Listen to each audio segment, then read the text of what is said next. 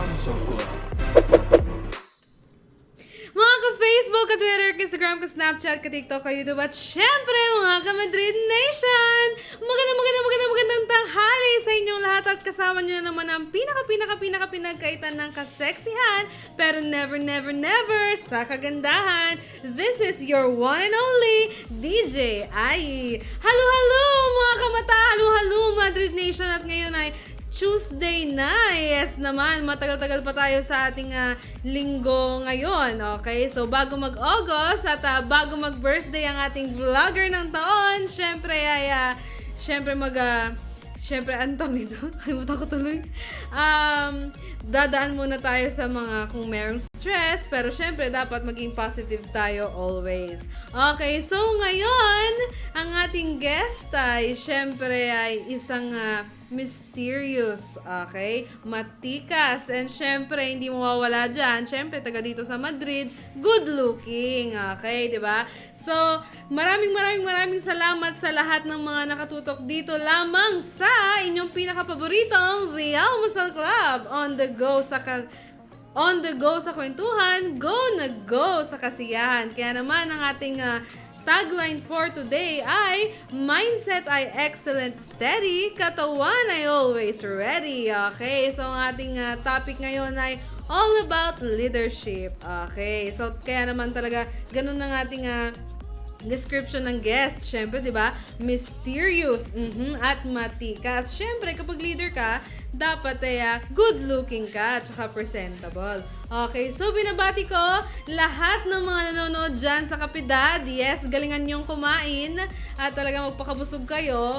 And syempre, ipa-plug ko na rin yung luto ni Ate Mary dahil natuwa ako sa kanyang luto kanina ng chop suey. Favorite ko ang chop suey, and parang feeling ko nakauwi ako ng Pangasinan dahil nasarapan talaga ako sa chop suey ni Ate Mary. Lalo na may mga sahog pa na liver ng chicken. OMG, Ate Mary, I love it. Tsaka gusto ko, request ko bukas. Charot. Gusto ko yung kalabasa, yung ginataang kalabasa nyo. Diyos ko, talaga namang perfect siya. Okay, so ayan, sa ating unang commenter. Charot. Okay, si Mr. Manuel Soriano. Shoutout po dito sa Madrid, Philippines, Pangasinan. Halo! Masantos yang nga naman si kayo namin ditanod Pangasinan. Miss ko na kayong lahat dyan. Lahat na ako sa mga naiwan ko dyan, kung may naiwan ako dyan. At saka binabati ko rin pala si Bob, tsaka si Raymond. OMG, miss ko na kayo dito. Galing sila ng Pangasinan tapos napunta sila ng Bulacan. Ayan naman, sabi ng ating vlogger ng taon, wag niyong kalilimutang mag-subscribe sa kanyang YouTube channel na Kimberly Payne. So, subscribe kayo dyan. Sabi niya, halo Madrid Nation. Okay, so na-describe na natin ating guest, pero bago ko siya ipakilala, i-check muna natin ng ating weather update. The Almusal Club. Okay, so sa kasalukuyan ay patuloy pa rin nakakaapekto ang ating southwest monsoon o habagat dito sa kanlurang bahagi ng Luzon, at patuloy pa rin tayo nakakaranas ng pag-ulan dito sa Luzon. Kanina nga ay nakaranas tayo ng pag-ulan bandang alas 4 hanggang alas 5 or alas 6 ng madaling araw. Kaya naman magdala kayo ng payong panangga ng ulan at saka ngayon ay panangga ng araw. At sa ibang bahagi ng Visayas at Mindanao ay patuloy tayong magkakaroon ng maaliwalas na panahon sa araw nito dahil nga sa epekto ng habagat dito sa lalawigan ng Pangasinan, asahan ng mga pag-ulan na dulot pa rin ng hanging habagat. Temperatura dito sa Metro Manila naglalaro sa 25 to 32 degrees Celsius. Asahan ng maulap na kalangitan na may kalat-kalat na pag-ulan, pagkidlat at pagkulog. Sa ibang bahagi ng Hilagang Luzon ay maaliwalas ang panahon na may posibilidad pa rin ng mga isolated thunderstorms. At sa Kabisayaan naman ay pangkalahatan pong magiging maaliwalas ang ating panahon na may posibilidad pa rin ng isolated thunderstorms. At temperatura natin dyan sa may Metro Cebu, 26 to 32 degrees Celsius. At dumako tayo sa Mindanao, posibleng pangkalahatan magiging maaliwalas ang panahon. At ang temperatura dyan sa may Metro Davao ay naglalaro sa 25 to 31 degrees Celsius. The Almusal Club. At ayan, nagbabalik ang The Almusal Club on the go sa kwentuhan, go na go sa kasiyahan. Kaya naman tumutok lang kayo dito at huwag na huwag niyong kalimutan mag-comment dyan sa ating mismo dyan sa ating live. Okay, so sabi naman ni Mr. Ferdinand Nieto Untalan, pa-shout out po kay Bricks. Lakas niya kumain. Hi, Mr. Bricks! Kain ka ng mabuti, galingan mo dyan, okay? Wag na wag mong pababayaan ang iyong tiyan, okay? So wala na pong magko-comment dahil malapit na tayo mag-start, kikilalanin na natin ang ating guest, okay? So ngayon, hindi na ako magpapatumpik-tumpik pa, ipapakilala ko na ang ating guest. Okay, let's all welcome Mr. George Peroche. Hello, sir! Hello, everyone. Gusto ko yon. Hi, Madrid Nations and lahat ng sumusuporta sa programang to, the Almusal Club, Davao Branch, Pangasinan Branch, and sa Kapidad na nagla-lunch ngayon. Hello sa inyo. Halo daw, sabi ni Sir George. Oh, natouch ako doon. Sir George, kamusta naman ang iyong araw today? It's Tuesday. Okay naman. Kamusta naman na nakakain ka ba ng lunch mo? Nag-almusal ka ba? Yes, okay naman. So ngayon, sir, kamusta naman yung stay mo dito sa Madrid so far? Ilang years ka na ba dito? Ako mag 8 years na. Wow, ang tagal. So far, sobrang bilis nga eh. Hindi ko ma-imagine na 8 years na pala ako. Parang 2 years lang. Ganun. Opo, okay. So, ngayon naman, ang topic natin, Mr. George, is leadership. Okay, so isa si Mr. George sa talaga ng mga magagaling na leader dito sa Madrid. Kaya siya yung napili ko na pwedeng mag-share sa atin kung ano nga ba yung iba't ibang ideas or good traits ng ating isang leader. So ngayon, itatanong na natin siya, ano nga ba? Hindi na tayo magpapaligoy-ligoy pa kasi baka wala na manood. Charot. Okay, so ngayon, hindi na tayo papaligoy-ligoy. Tanungin na natin siya kung ano nga ba yung mga ideal na katangian ng isang good leader. Okay. Ideal leader, ito yung mga tao na nakikitaan natin ng strong potential and qualities para masabi natin na ito yung ideal leader ko. So number one, kapag yung tao instead problema, ang nakikita niya sa problema, sila yung mga tao na yung problema parang challenge na lang and nakakaisip agad ng solusyon or paraan. And number two, sir, wait lang. Magbigay naman kayo ng ano bang klaseng problema yun? For example, yung pang generalize na problema. Problema everyday kasi part ng journey yan eh. Part na ng work natin na magkaroon ng mga challenges. So dapat prepared tayo, ina-anticipate na natin kung ano yung mga problems na yon para at least may mga solutions na tayo na nakaabang just in case na dumating yung mga challenges na yon. Okay. So ano po yung number 2 natin? May listahan si sir. Number 2, eto yung mga tao kasi changes is inevitable. So, yes, oo. I-take ito note. yung mga tao na kaya mag-adjust pag may changes, ina-accept nila pag may changes and may mga visions sila. So, hindi sila umiiwas. And number 3, nagpapakita sila ng kabutihan sa mga tao na nakakasalamuhan nila and nakakapagbigay ng motivation through their action or words. Paano yun, sir, kapag sabi niyo kabutihan? Paano yun, sir, kapag hindi na niya matiis itong member niya na to, itong hinahandle niya na tao, medyo may attitude, may, may mga certain na attitude siya na hindi niyo nagugustuhan. Paano niyo pa may pakikita na leader kayo, ganun? Anong approach niyo sa kanya? Bawat kasama sa team, magkakaibang ugali sila eh. So dapat iba-ibang approach kung like ka. doon sa sinabi mo, syempre paano i-handle. Hanapin mo sometimes kasi pagka ganun, hinuhuli ko kung saan siya nagkakamali. Minsan hindi kaagad sumusunod. So, inaalam ko kung paano ako papasok at kung paano ako pakikinggan. Kasi minsan kailangan muna niya magkamali para Malaman niya. malaman niya na nagkamali siya. And that's the time na doon Tama. papasok na ganito, ganyan, para hindi na maulit-ulit. So, sinasabi ni Sir na, learn from your mistakes. Okay, so ano number na tayo, Sir? Anong number na tayo, Sir? 3? Yun lang yung Ay, masasabi ko three na lang. mga ideal leaders Parang- para Opo. sa akin, para masabi ko na ito yung mga leader na. Yes, Sir. Parang kulang, no? Parang, kasi ang galing magsalita ni Sir George, yung the way na paano niya sabihin, parang nakaka-enlighten, di ba? Parang kulang yung tatlo. Sir, so ano pa pwede nyo idagdag? Pwede ba natin idagdag dito yung pagiging open-minded ng isang leader? Siguro sa traits na lang.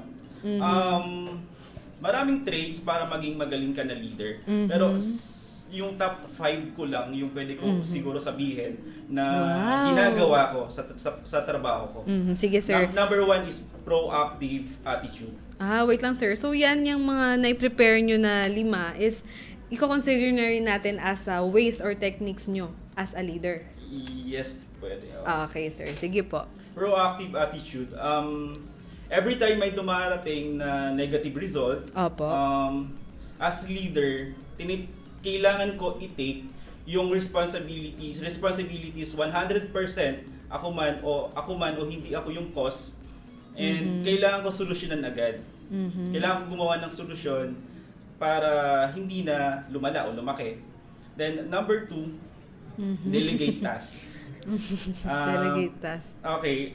Kailangan, kasi nandyan yung team, hindi ka nag-iisa, kailangan gamitin yung skill nila. May mga task kasi na kailangan mong ipagkatiwala sa members mo para ma-enhance yung skill Trust. nila. Okay? And nakakapag-develop ka na rin ng kagaya mong leader kasi nagagawa na nila yung iba na kaya mong gawin. Tama, Sir. Sir, gusto ko ulitin yun nakakapag-develop na, pero lapit po tayo sa mic para mas marinig nila. Ayan. So, sabihin nyo, Sir, na doon lang na-develop.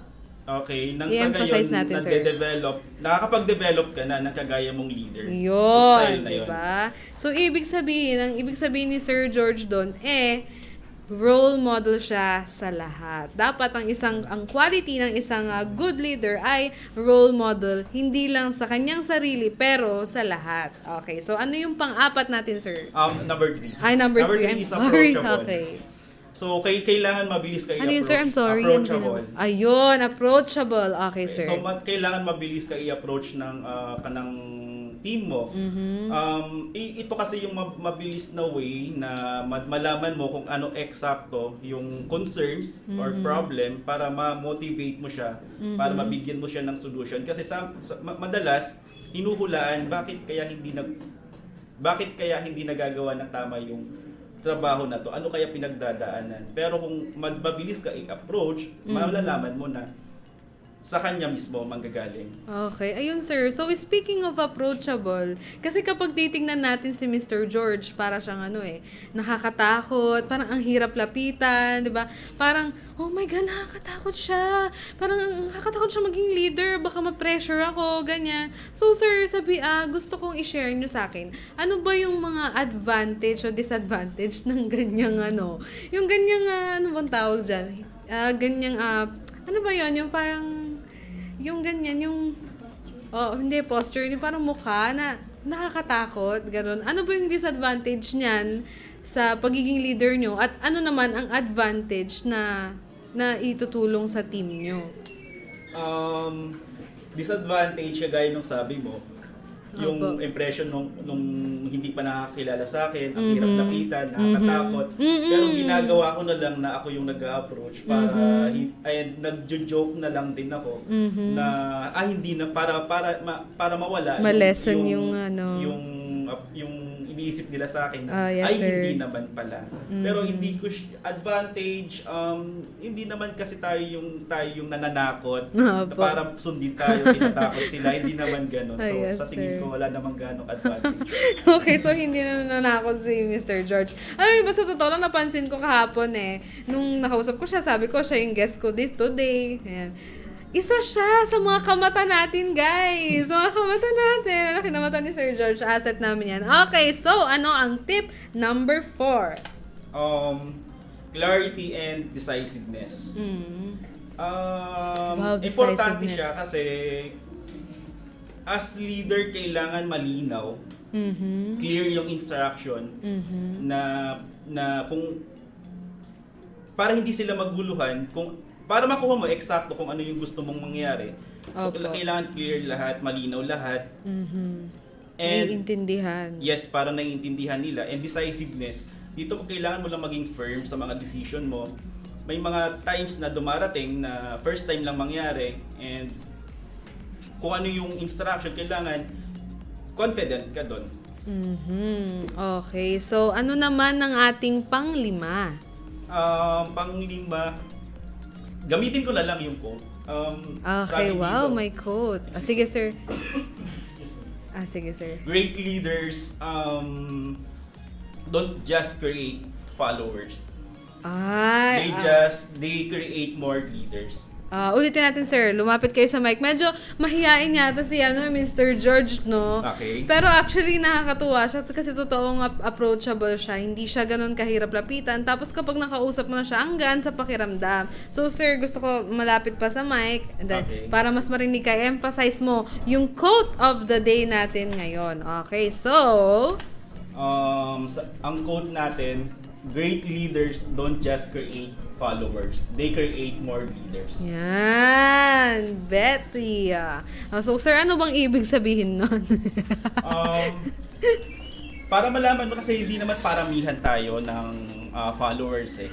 So kailangan mo rin mag-develop, para lumaki yung team kasi kailangan maraming leaders. Kailangan mo na ita-transfer, kailangan mong nakakagawa Yung knowledge ng, mo ng knowledge sa mo iba. sa iba kasi hindi naman pangmatagalan na wala namang forever eh. Anytime pwede kang mawala. So yung pinaghirapan mo, kahit wala ka na, nandyan pa rin, tumatayo pa rin.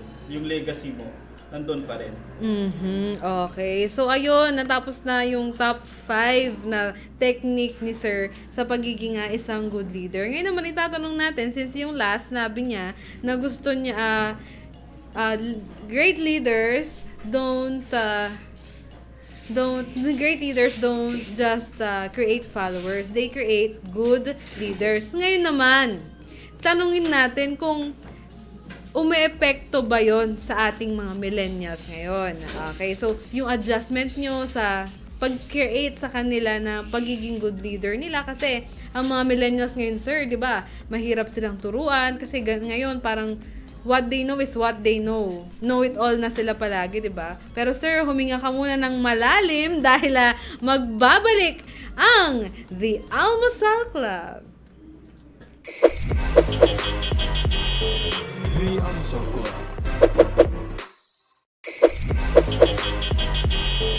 The Answer Club. Okay, so ngayon ihahatid namin ang masaganang balita. Okay, so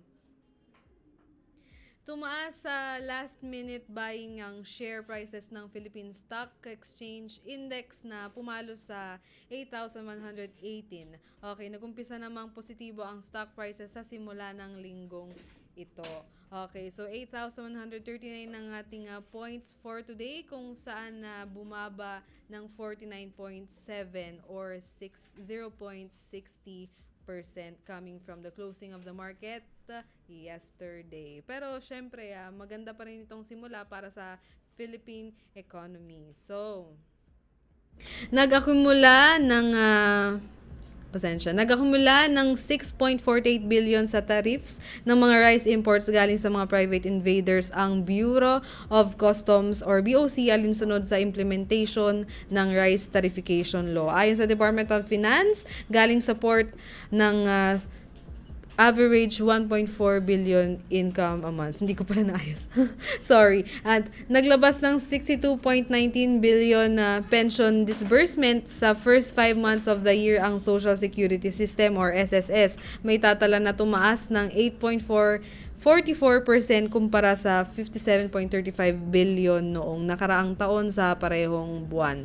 Okay, so ngayon, balitang techie naman tayo. Gagamit ng face scan sa pag-unlock ang Google Pixel 4 sa halip ng fingerprint sensor sa Oktubre. Mag-release ang Samsung naman sa bagong ilalabas na Galaxy Note 10 sa Agosto 23. Maaari nang magpa-reserve nito hanggang August 7. Samantalang Apple naman ay maglalabas ng isang time-of-flight 3D depth sensor camera sa susunod na iPhone na kanilang ilalabas. Ito ay magkakaroon ng reality features at portrait shots. Okay, so isa na namang box office. Balitang international naman tayo. Isa na namang box office records history ang naitala ng Disney ngayong taon. Malaking parte dyan ng 2.8 billion worldwide sa pelikulang Avengers Endgame. Kasama naman sa aabangan sa 2020 ang live action adaptations ng Mulan at 101 Dalmatians. The Answer Ko. Okay, so ngayon nagbabalik ang The Almasal Club. On the go sa kwentuhan, go na go sa kasiyahan. Kaya ngayon kasama pa rin natin si Mr. George Peroche. Pero bago ang lahat, bago niya sagutin ang ating last question kanina, titingnan muna natin kung may nag-comment. Okay, so medyo wala. Pero mag-hi na lang tayo sa mga nag-joined.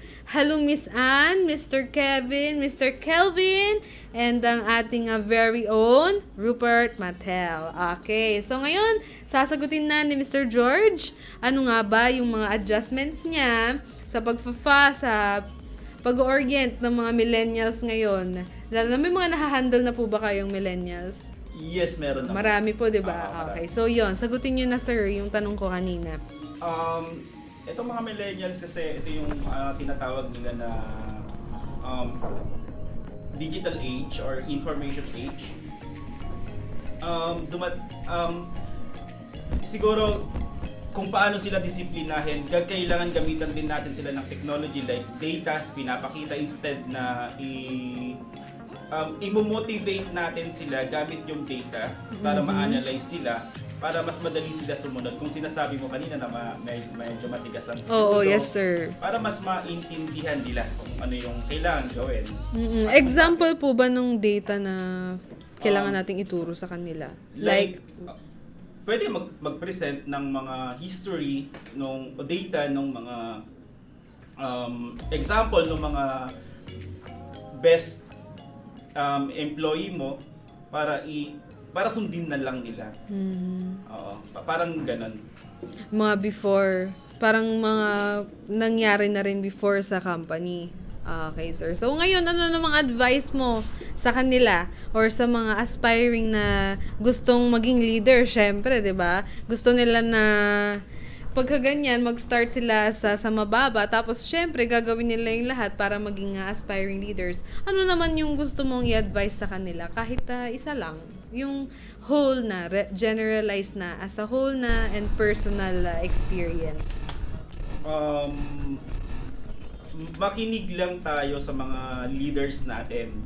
Kasi sila yung mag-guide sa'yo patungo sa kung ano yung, like halimbawa gusto mo maging magaling na leader, kailangan mo makinig, matuto ka makinig, kasi pag ikaw din nag-handle, pakikinggan ka rin ng mga followers mo or yung mga members mo. Okay. So, sir, wait lang batiin muna natin tong mga nag-comment. Sabi ni Andy. Hi, Andy! Pabati po dito sa baba. Ano ba? Iril na lang. Hello, Andy! Single ka na. Okay. Sabi naman ito ni Mr. Kirby Mercado. Okay. Galing talaga mag-advise ni Sir George. Shout out po. Hello! Kirby! Sino po ba si Kirby sa buhay ni Mr. George? Sir George? Kirby sa Pangasinan, kasama ko sa team. Okay. So, nasa Pangasinan siya. Okay. So, malapit na, ay magfa-fast talk na si Mr. George. Okay, so ready ka na ba sa ating fast talk, Mr. George? Yes. Ay, wow! Gusto ko yun. Paano, sir? Paano? Ready na. Yes, sabi niya. Isang halo-halo naman dyan, Mr. George. Hello. Sir, gusto ko yung may energy. Hello. Okay, so, eto na ang ating fast talk. Kape o tsaa? Tsaa. Alak o tubig? Tubig. Ulam o pulutan? Ulam. Only data o only budget? Only data. Mas pinili ang money over data. Okay, so only kain o only tulog? Pwede dalawa. Okay, sir. Sige, both. Formal o casual? Casual na. Superman o Spider-Man? Superman. Dragon Ball Z or Naruto? Naruto. Okay, so Goku or Yusuke Urameshi ng Ghost Fighter? Kasi favorite daw ni Sir yun eh. Sino? Siyempre si Go. Si Goku pa din. Okay, so adobo o sinigang? Adobo. Kaldereta o pinapaitan? Caldereta. Bulalo o batchoy? Di ako mahilig sa ano eh. So wala, sir. Bulalo na. Okay, so swimming o hiking? Swimming. Boracay o Palawan? Palawan. Puerto Galera o Calatagan, Batangas? Puerto Galera. 100 Islands or Patar White Beach? 100 Island. Mount Ulap o Mount Pulag? Mount Ulap. Mount Everest o Mount Fuji? Everest. Okay, so ito na. Kung magiging presidente kayo ng Pilipinas, ano ang batas na ipapanukala nyo?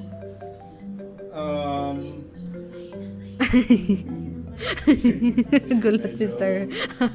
Okay, kung magiging presidente kayo ng Pilipinas, ano ang batas na ipapanukala nyo? Ano yung magandang batas? Wait lang. Halos lahat na yata ng batas na isa batas. Sir, yung sarili nyong batas. Only budget, ganun. Joke lang. Ano, sir? Magkaroon ng budget yung mga estudyante. Ano yun? Paano yun, sir? Hindi ko alam kung paano pupondohan ko sa yung pondo na yun. At least, di ba? Nabibigyan sila monthly. Kasi yun Ay, yung gusto ko foundation yan. ng para nakakapag-aral ng mabuti, hindi imbes na iniisip yung gastusin. Parang sa ibang bansa, parang may ganong program yata na sino-shoulder ng company, ng government, tapos binabayaran na lang nila. Galing ni Mr. George, napakatalino. Sana oil. Di ba, Sir Ian? Halo! Sir Ian, ano siya dyan sa may kapedad. Batiin niyo si Sir Ian, Mr. George. Hi, Sir Ian. Hello. Hindi pala siya nanonood. Nasa meeting pala si Sir Ian, pero mapapanoorin niya to later. Okay, so kung pagpipiliin ka ng lugar kung saan mo gusto makita ang iyong sarili forever, saan ito? Sa probinsya pa rin. Bakit, sir? Masarap mamuhay na sariwa lang.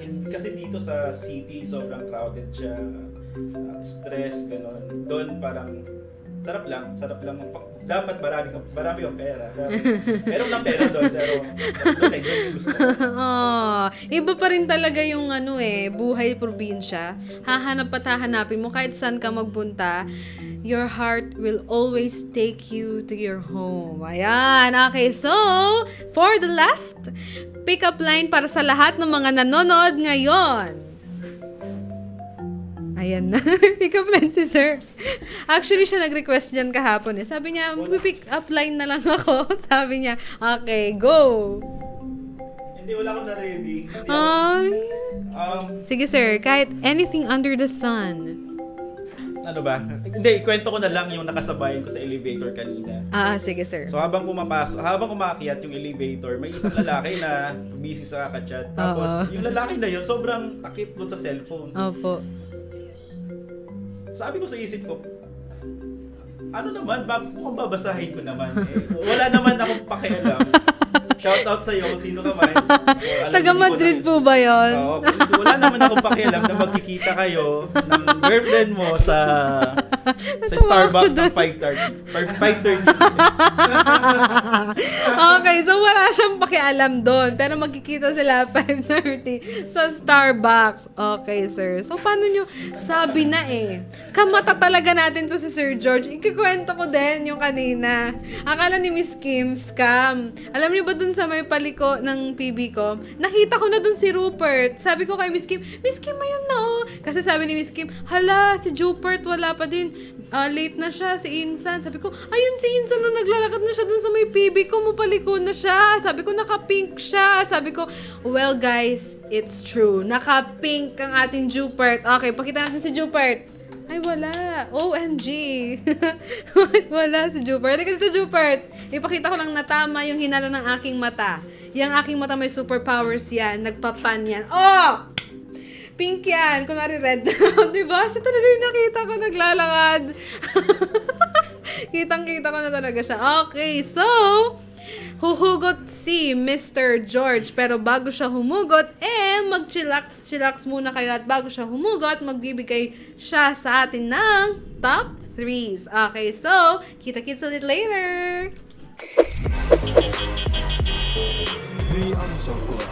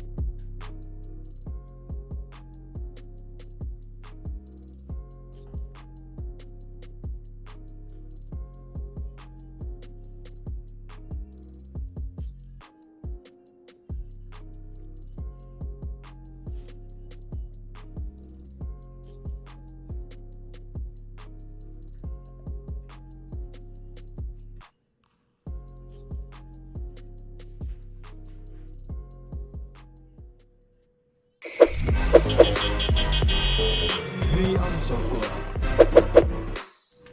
At nagbabalik ang The Almusal Club.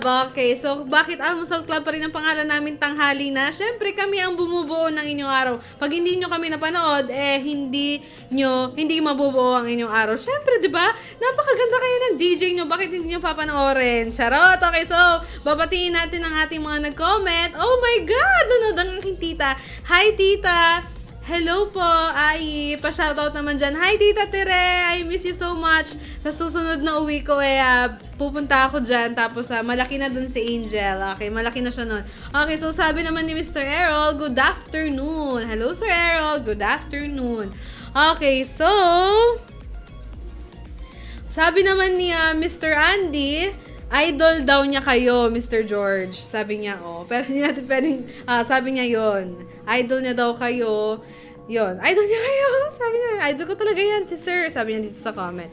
Okay, so, ngayon magsasabi naman si Mr. George ng kanyang top 3. So, may inihanda ako na top 3 ni Sir George. Pero bago ang lahat, syempre, ipa-plug ko muna ang ating company.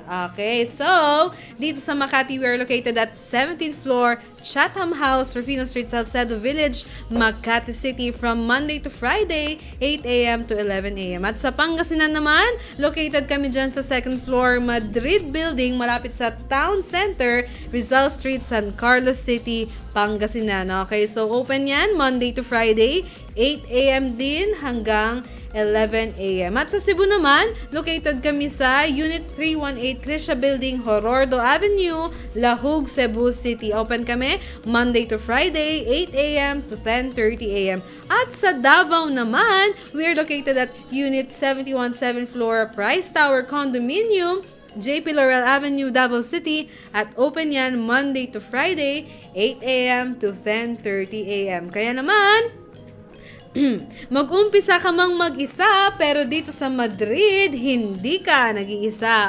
Okay, so ngayon, babalik na tayo kay Mr. George. Okay, so sir, ano nga ba ang top 3 nyo, para sa inyo, katangian ng ating company? Family-oriented, number 1. And number 2, tama yan. fast-growing company. And number 3, long-term career path. Ito yung parang tama yun. Stable pwede siya. yata dito ipamana sa magiging anak natin. Parang Oo. parang Meron ganun. na silang meron na silang ultimatum na, anak, dito ka na magtatrabaho sa Madrid, ganon. Ipapamana mo rin yung points sa CRC.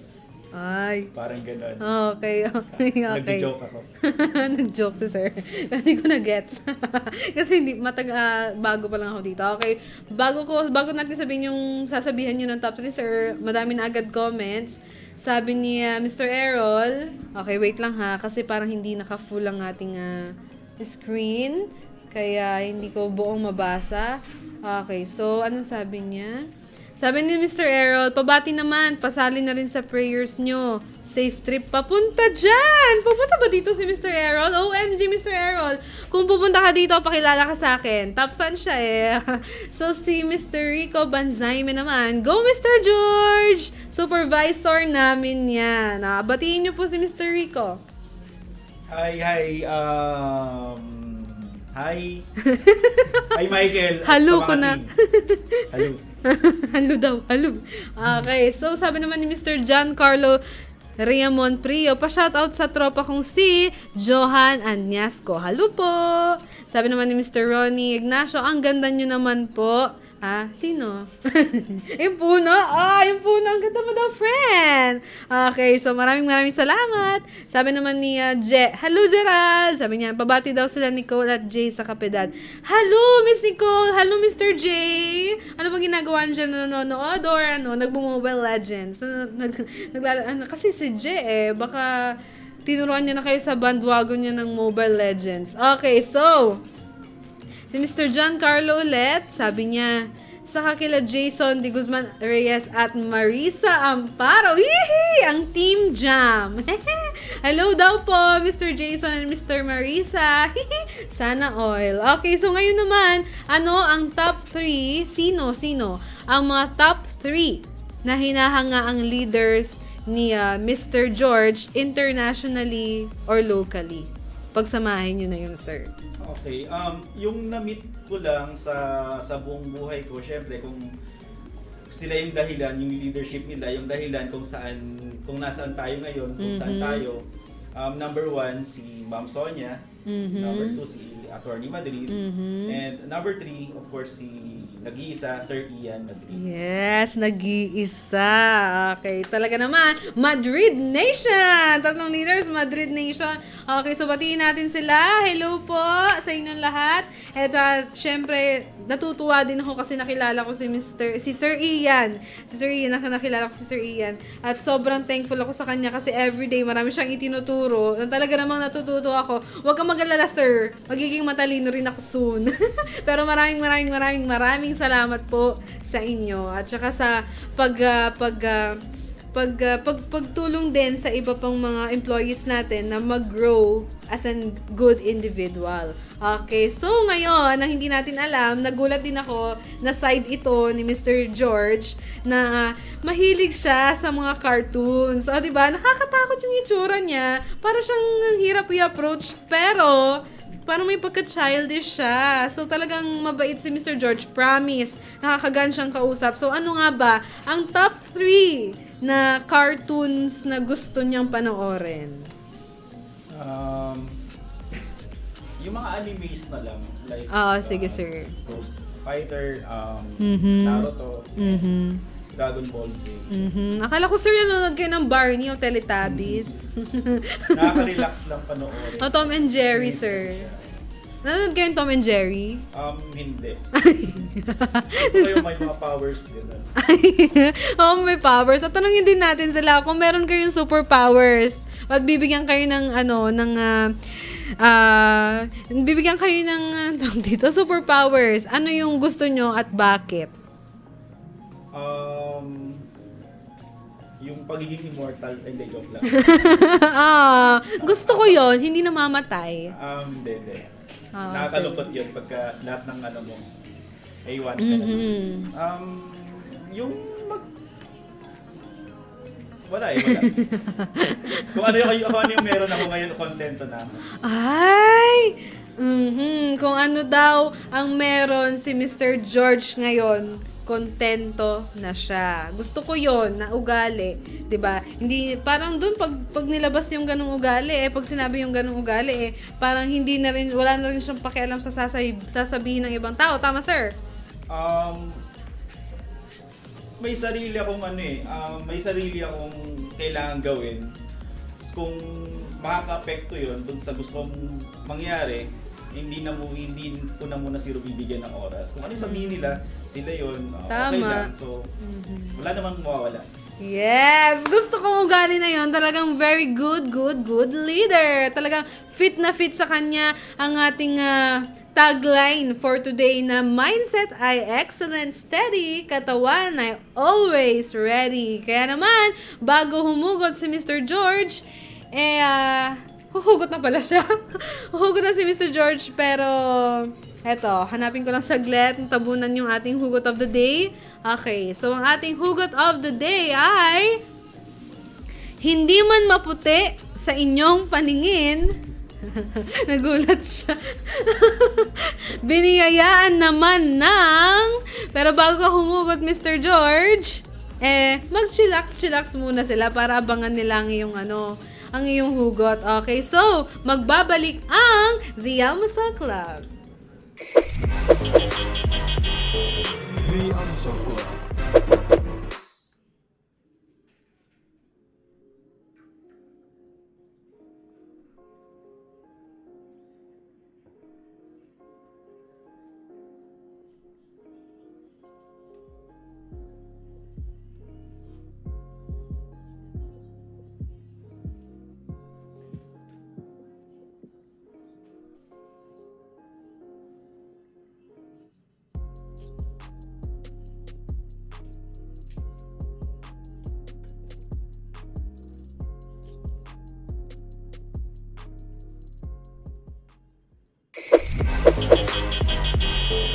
The Almusal Club.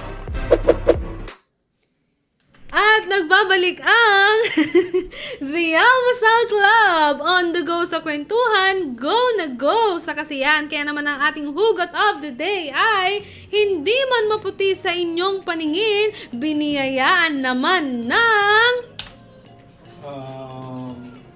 Siguro sagot ko na lang dyan. Nabiyayaan ako ng magagaling, mababait na kasama sa team, mga leaders din. Nakaka-touch. Thank you. Kasi kung hindi sa inyo din, wala din ako kung saan ako ngayon. So, maraming salamat. Ang bait ni Sir George.